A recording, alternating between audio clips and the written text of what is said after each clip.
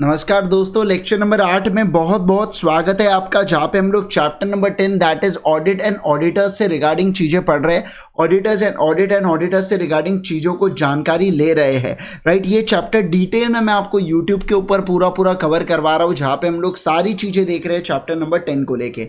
मैं अगर बात करूँ इस टेलीग्राम चैनल और अनअकैडमी के लर्निंग ऐप के ऊपर, अगर आपने मुझे अब तक फॉलो नहीं किया तो फटाफट फॉलो कर दीजिएगा।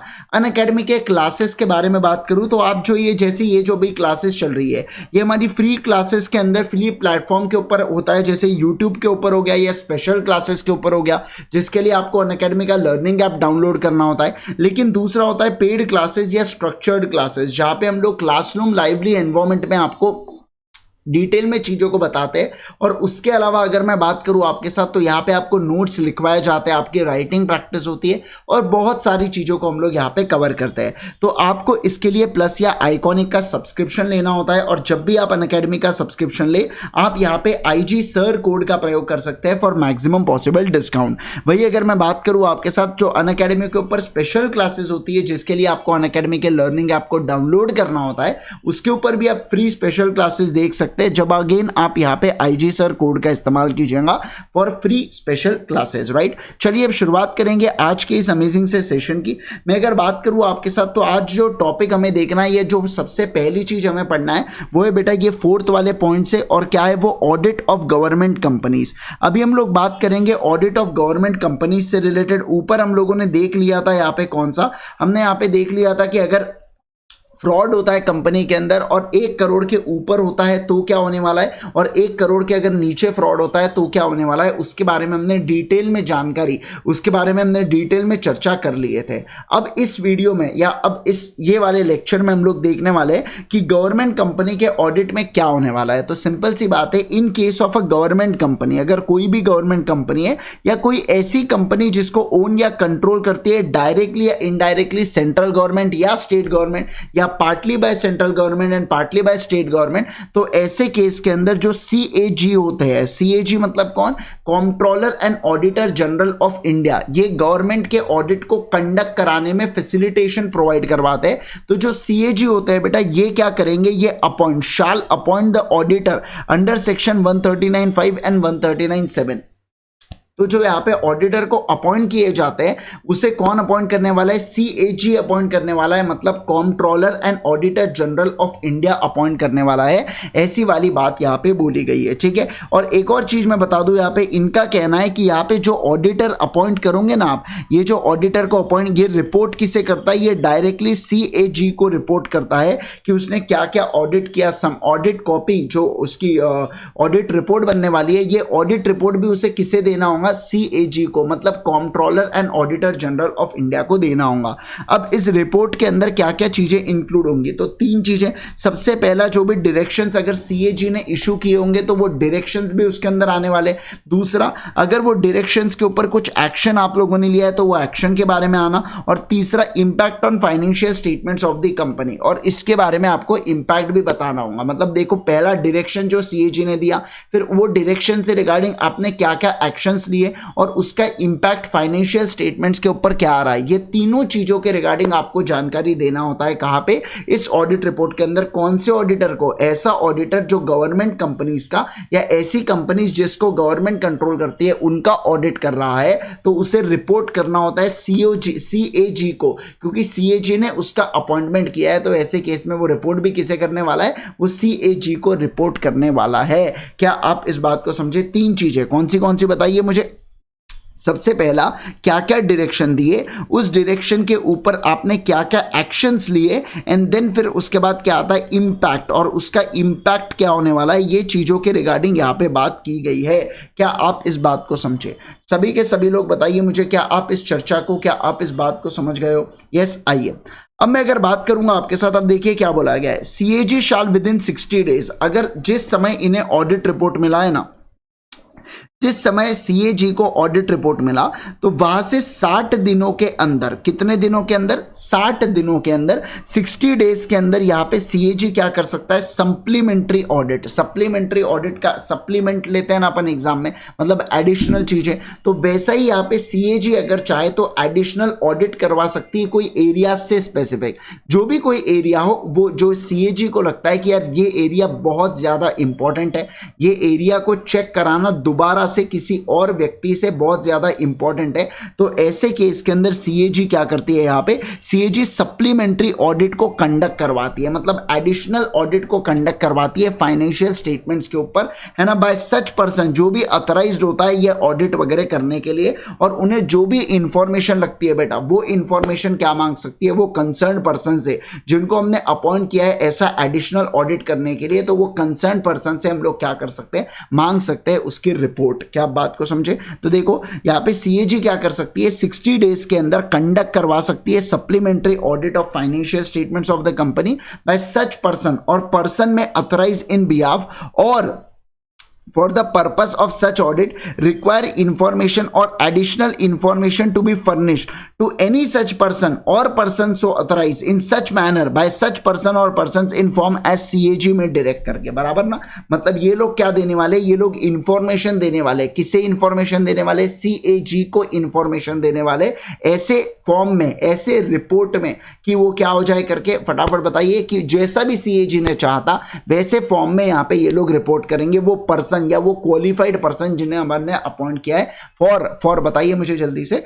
For supplementary audit. Getting it? सभी लोग बताइए, है ना। चलिए आइए, सेकेंड वाली चीज क्या बोला गया है यहाँ पे, कमेंट अपॉन और सप्लीमेंट सच ऑडिट रिपोर्ट, मतलब यहां पे क्या हो सकता है, सेकेंड वाली चीज, सीएजी कमेंट कर सकती है ऐसे ऑडिट रिपोर्ट के ऊपर भी, या सप्लीमेंट ऑडिट जो उसने कंडक्ट कराया ना बेटा, उसके ऊपर भी सीएजी क्या कर सकती है, उसके ऊपर भी सीएजी यहां पे कमेंट कर सकती है, ऐसी वाली चर्चा ये लोग कर रहे हैं।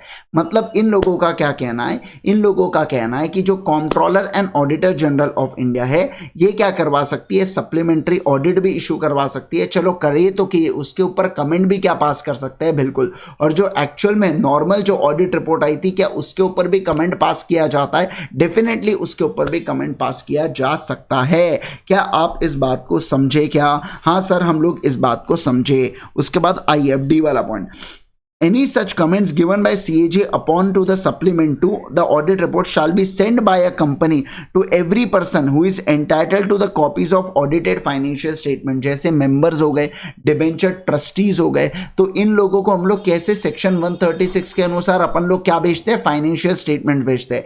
तो ये जो CAG ने कमेंट किया है बेटा, ये कमेंट भी क्या फाइनेंशियल स्टेटमेंट्स के साथ जाना चाहिए क्या लोगों के पास? हाँ, ये कमेंट भी फाइनेंशियल स्टेटमेंट्स के पास लोगों के पास जाना चाहिए, ऐसी वाली बात बोली गई। And so also be placed before the AGM of company at the same time and in same manner as a audit report. तो जैसे ऑडिट रिपोर्ट, क्या बोला, जैसे ऑडिट रिपोर्ट आप यहाँ पे फाइनेंशियल आप AGM के अंदर प्लेस करोगे, उसी प्रकार से ये जो कमेंट्स है ना, ये कमेंट्स को भी आपको क्या करना होगा, AGM के यहाँ पे प्लेस करके रखना होगा। ऐसी वाली चर्चा ये लोग कर रहे हैं। क्या आप इस बात को समझे? सभी लोग बोलिए, है ना। Yes sir. उसके बाद अगर CAG को लगता है तो बेटा वो टेस्ट ऑडिट भी कैरी आउट करवा सकता है सेक्शन 19A के अनुसार। जैसा CAG को लगता है, CAG टेस्ट मतलब यहाँ पे क्या, मतलब ऐसे रिपोर्ट के ऊपर टेस्ट ऑडिट भी कंडक्ट करवा सकता है, चेक करने के लिए कि सारी चीजें प्रॉपर तरीके से हुई है या प्रॉपर तरीके से नहीं हुई है करके। अब हम लोग नेक्स्ट टॉपिक के ऊपर चल रहे हैं, audit of accounts of the branch office of a company. मतलब क्या बोल रहे हैं कि कंपनी जो है ना, देखिए कंपनी के दो हो सकते हैं, एक तो कंपनी में हेड ऑफिस होगा और उसके ब्रांचेस होंगे। तो ऐसे केस के अंदर हम तो यहाँ पे स्टैट्यूटरी ऑडिटर जो बन रहे हैं वो कंपनी के बन रहे हैं। अब कंपनी के बेसिकली अपन तो मतलब यहाँ पे पूरे कंपनी एज अ होल में बन रहे हैं ना, तो हम लोग लेकिन काम करने के लिए कहाँ पे जाने वाले हैं, तो उसके मेन ऑफिस में जाने वाले, ठीक है। तब ऐसे केस के अंदर क्या होता है, बहुत सारे ब्रांचेस होती है कंपनी की अलग अलग। अब देखिए सब्सिडरी कंपनी एक दूसरी कंपनी होती है, कंपनी की ब्रांचेस का मतलब होता है कंपनी का ही वो पार्ट है करके, समझ रहे बात को। जैसे ए कंपनी करके ए प्राइवेट लिमिटेड, तो ए प्राइवेट लिमिटेड की मल्टीपल ब्रांचेस क्या हो सकती है क्या, हाँ, जैसे बिग बाजार हुआ तो बिग बाजार की कैसी हर जगह ब्रांचेस है, उनकी खुद की ओन्ड ब्रांचेस है वो, है ना। तो ऐसे केस के अंदर हम लोग कहेंगे कि ये ब्रांच ऑफिस हो सकता है बेटा इंडिया में हो सकता है ये आउटसाइड इंडिया हो करके ब्रांच ऑफिस, है ना। दो जगह हो सकते हैं, एक तो विद इन इंडिया होंगे, नहीं तो आउटसाइड इंडिया होंगे।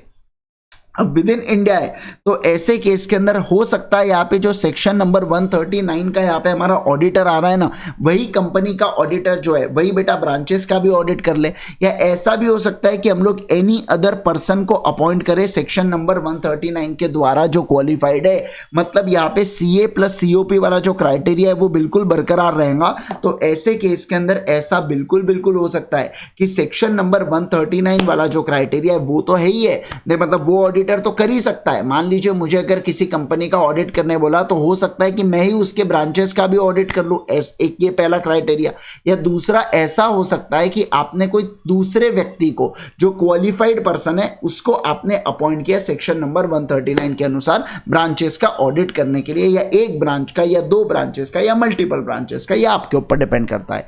अब दूसरा, अगर ब्रांच ऑफिस आउटसाइड इंडिया है तो एक तो कंपनी ऑडिटर कर सकता है या अकाउंटेंट कर सकता है या एनी पर्सन जो उस कंट्री के अनुसार, उस कंट्री के लॉज के अनुसार, क्या बोला मैंने, उस कंट्री के लॉज के अनुसार जो क्या होगा, उस कंट्री के लॉज के अनुसार बेटा वो ऑथराइज्ड पर्सन होगा या क्वालिफाइड पर्सन होगा। तो ऐसे केस के अंदर हम लोग कहेंगे कि वो व्यक्ति भी क्या कर सकता है, वो व्यक्ति भी डेफिनेटली यहाँ पे ऑडिट को कंडक्ट कर सकता है।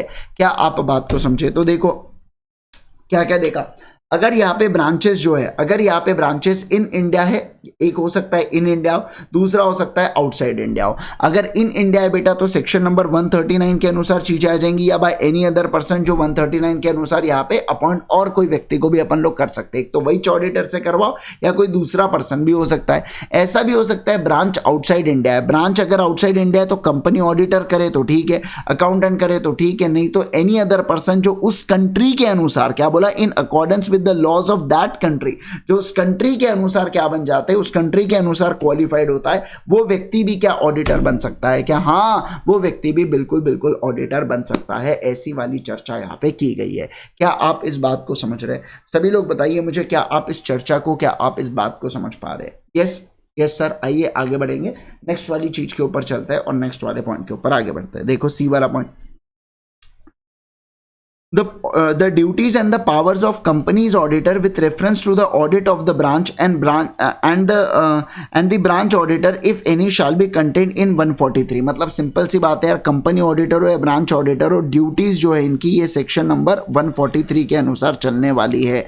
बराबर ना, एकदम बराबर। उसके बाद डी वाला point, the branch auditor shall prepare a report on the accounts of the branch. क्या बोला यहाँ पे? The branch auditor shall prepare a report on the accounts of a branch examined by him and send it to the auditor of the company who shall deal with is such report in such manner as it contains necessary।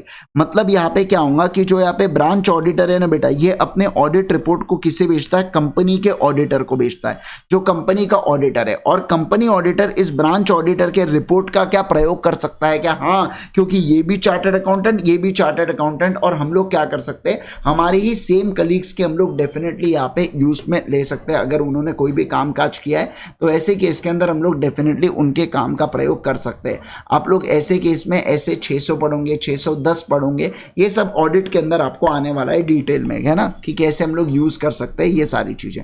Perfect है, yes sir. अब देखिए यहाँ पे ई वाला point, The provision regarding reporting of a fraud by auditor shall also extend to such branch auditor to the extent it relates to the concerned branch। क्या बोला है यहाँ पे? इनका कहना है कि यहाँ पे जैसे देखो ये जो फ्रॉड वाला नहीं है क्या, अपन ने कौन सा पढ़ा था? Section number 143 subsection 12।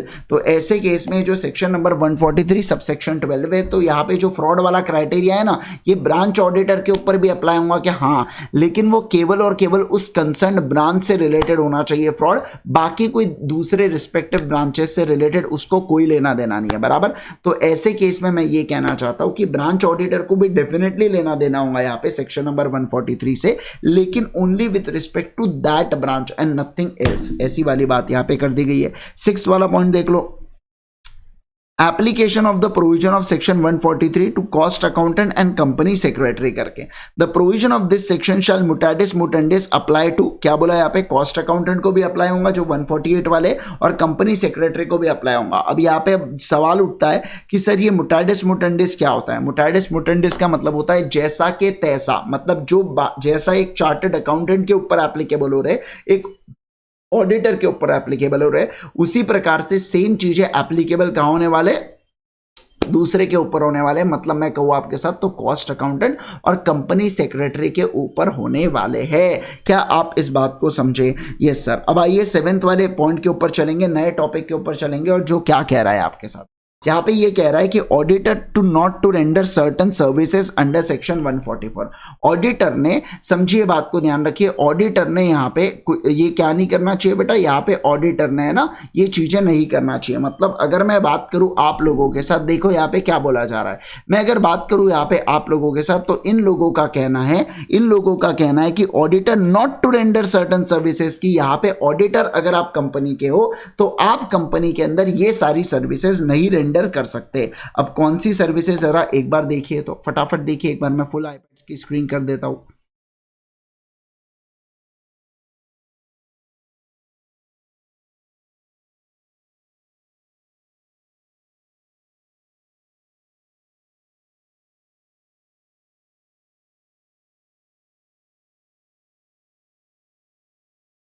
फटाफट देखिए एक बार।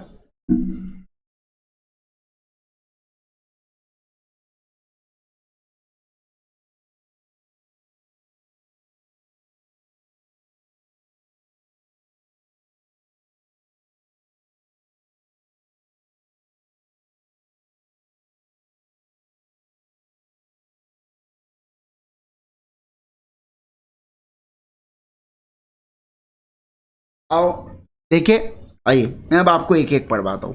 पहले तो मैं आपको चीजें समझाता हूँ, है ना। आपने अब पढ़ तो लिया आपने, लेकिन सर नहीं, सुनो ध्यान दो, देखो इनका क्या कहना है।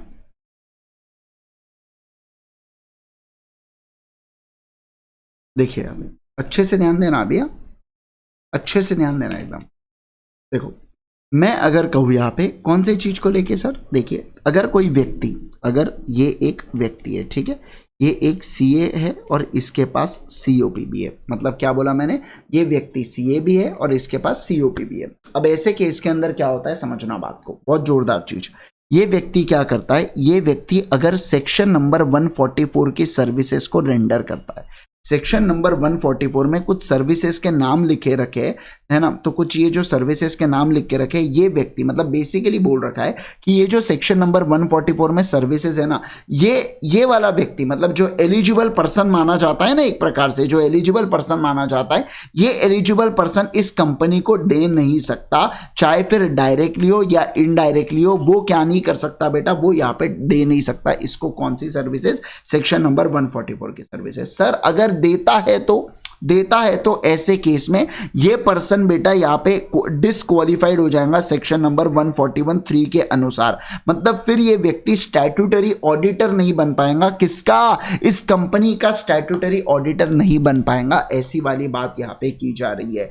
मतलब मैं आपके साथ कहने की कोशिश कर रहा हूं यहाँ पे, क्या बोलो जल्दी से, क्या कहने की कोशिश कर रहा हूं कि अगर एक कंपनी सेक्शन, अगर एक पर्सन डायरेक्टली या इनडायरेक्टली, फिर से कहूंगा मैं आपके साथ, डायरेक्टली या इनडायरेक्टली किसी कंपनी को सेक्शन नंबर 144 की सर्विसेज रेंडर करता है या डिलीवर करता है, तो उस चीज को क्या बोला जाता है, ऐसे केस के अंदर ये व्यक्ति डिस्क्वालिफाइड हो जाता है। मतलब वो क्या नहीं बन सकता, वो यहाँ पे ऑडिटर नहीं बन सकता, ये कंपनी का स्टैट्यूटरी ऑडिटर नहीं बन सकता। मैं उसके बारे में यहाँ पे आपके साथ चर्चा कर रहा हूं, ठीक है। यस सर, आ जाइए फटाफट। सेक्शन नंबर 144 कहता है provides that auditor not to render certain services, कि ये सेक्शन के अनुसार ऑडिटर कुछ सर्विसेज को रेंडर नहीं कर सकता। An auditor appointed under this act shall provide to the company only such other services as approve. देखो क्या बोला, ऑडिटर जो है अपने काम से काम रखे, या दूसरा वो ऐसी सर्विसेज प्रोवाइड करवा सकता है केवल और केवल जो अप्रूव्ड हो बोर्ड ऑफ डायरेक्टर्स के द्वारा और ऑडिट कमेटी के द्वारा, जहां पे ऑडिट कमेटी है उसके अलावा कोई और अदर सर्विसेज नहीं दे सकता।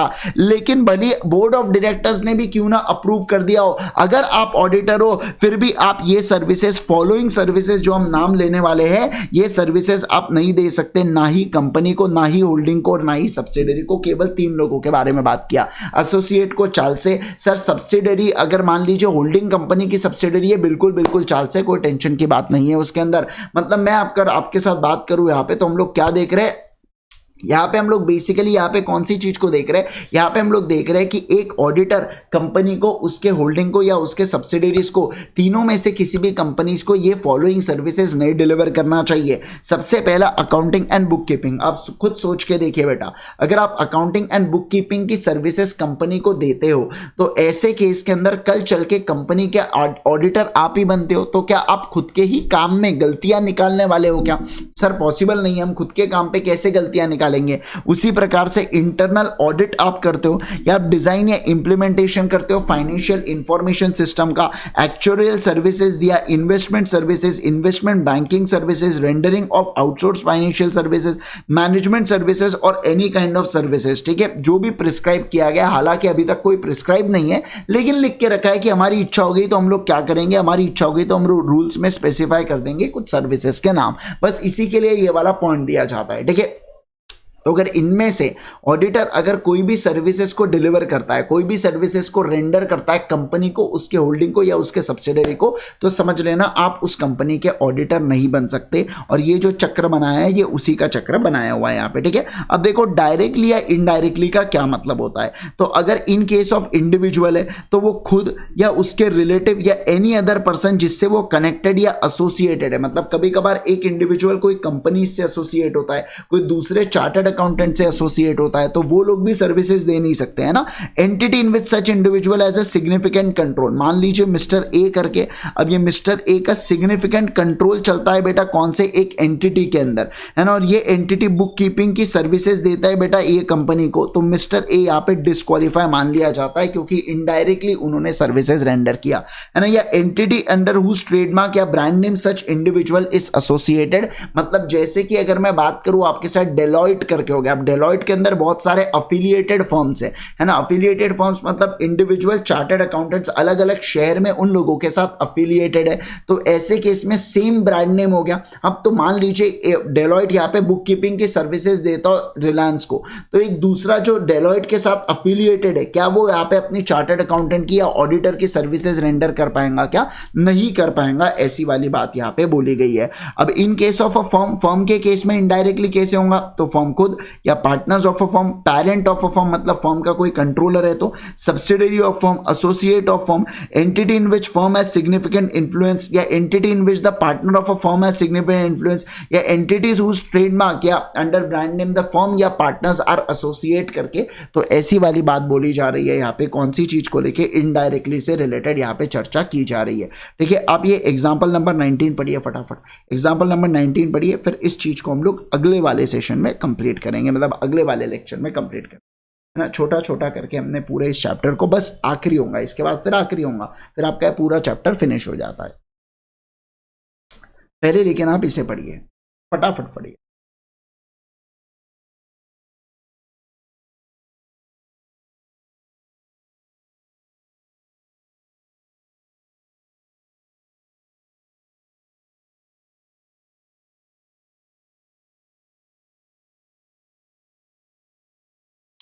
चलिए पढ़ लिया आप लोगों ने, है ना। तो यस, आज अपन ने ये वाली चीजें पूरी पूरी समाप्त कर दी है बेटा। तो बस अभी के लिए करेंगे केवल और केवल इतना। होप सो ये सेशन आप लोगों के लिए बहुत ज़बरदस्त, बहुत शानदार रहा हो। अगर आप हमसे डिटेल में पढ़ना चाहते हैं तो मैं आपको बता दूं कि आपको अनअकैडमी प्लस या आइकॉनिक का सब्सक्रिप्शन लेना होता है। बेसिकली क्या है, ये नेटफ्लिक्स ऑफ एजुकेशन सिस्टम की तरह है, जहाँ पे आप अगर एक बार सब्सक्रिप्शन लेते हैं तो सीए इंटरमीडिएट के पूरे 8 सब्जेक्ट का आपको एक्सेस मिल जाता है। और वो भी मैं आपको एक बात बता दूं, मान लीजिए जैसे यहाँ पे जो सब्सक्रिप्शन जो अगर मैं कहूँ तो आप देख सकते हैं यहाँ पे देखिए, प्लस का अगर हम लोग 12 मंथ्स का सब्सक्रिप्शन के लिए जाते हैं तो 18,225 का एज ऑफ नाउ कॉस्ट है। हो सकता है ये लेक्चर बाद में कोई रिकॉर्डेड देखे, तब तक प्राइजेस चेंज हो जाए या कुछ हो जाए तो बात अलग है। लेकिन अगर मैं बताऊं तो यहाँ पे आप देख सकते हैं कि 2 सब्जेक्ट की कॉस्ट में आपका पूरा क्या कहा मैंने, पूरा के पूरा आपका यहाँ पे इंटरमीडिएट कवर होता है, ग्रुप 1 भी और ग्रुप 2 भी। तो आप सिर्फ अगर ग्रुप 2 चाहे तो आप सिर्फ ग्रुप 2 भी लगवा सकते हैं। आप देख सकते हैं प्राइसेस काफी कम है और यहाँ पे आपको मल्टीपल टीचर्स का बेनिफिट मिलता है। जैसे कि अगर मान लीजिए ऑडिट से रिलेटेड यहाँ पे मल्टीपल टीचर्स आपको मिलेंगे, लॉ से रिलेटेड ही मल्टीपल टीचर्स प्लेटफॉर्म के ऊपर मिलेंगे। तो जैसा आपको सूट हो आप उस टीचर से पढ़ सकते हो। प्लस की अगर मैं बात करूँ आपके साथ तो live class, weekly test, unlimited access, structured courses, same चीज़ें आइकॉनिक में। उसके अलावा personal guidance, study planner, study material, expert guidelines और टेस्ट एनालिसिस मिल जाता है। प्लस हो या आइकॉनिक, आप जब भी यहाँ पे अनअकैडमी का सब्सक्रिप्शन ले, आप यहाँ पे IG सर कोड का डेफिनेटली प्रयोग कीजिएगा। फॉलो कीजिए मुझे अनअकैडमी के लर्निंग ऐप के ऊपर। बहुत बहुत धन्यवाद आपका इस सेशन को देखने के लिए। Thank you so much once again. Bye bye, take care.